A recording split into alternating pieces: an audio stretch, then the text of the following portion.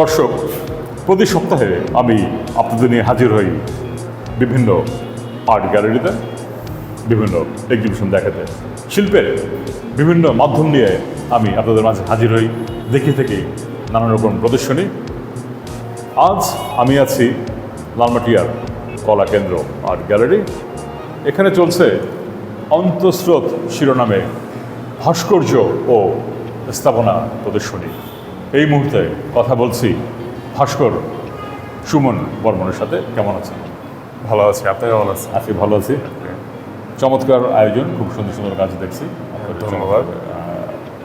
এই অন্তঃস্রোত শিরোনামে যে আপনার যে প্রদর্শনী চলছে, এই সম্পর্কে জানতে চাচ্ছি। প্রদর্শনীটা করতে পেরে তো অনেক আনন্দিত, জি। কিন্তু এটা আমার জন্য আবার একটা সুযোগও। কলাকেন্দ্র গ্যালারি আমাকে সুযোগটা দিছে। কলাকেন্দ্র গ্যালারির কাছে আমি কৃতজ্ঞতা প্রকাশ করতেছি।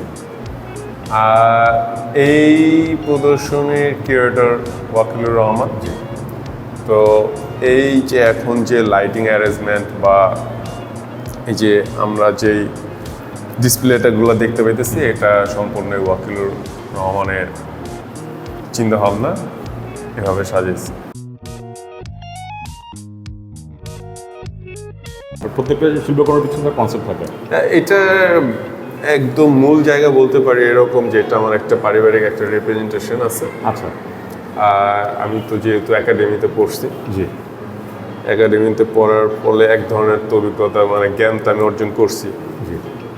ওই জ্ঞান অর্জনের পাশাপাশি যে আসলে অভিজ্ঞতাটাকে কিভাবে আবার খুঁজতে হয়, ওই জিনিসটা সম্পর্কে আমি জ্ঞানটা পাইছি বিশ্ববিদ্যালয়ে। তো এখন সেগুলাই কাজে লাগাইতেছি। আচ্ছা। আর অভিজ্ঞতার আলোকেই কাজ করতেছি।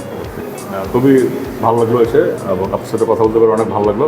এবং আমাদেরকে সময় দেওয়ার জন্য আপনাকে অজস্র ধন্যবাদ, এবং আপনার প্রতি অনেক অনেক শুভকামনা এবং শুভেচ্ছা রইল। আগামীতে মন থেকে চাই যেন পুরো বিশ্ব আপনার কাজ শুরু করে। ধন্যবাদ হ্যারিস ভাই, আপনাকে অশেষ অশেষ ধন্যবাদ। ভালো থাকবেন। দর্শক, আজ এখানে বিদায় নিচ্ছি।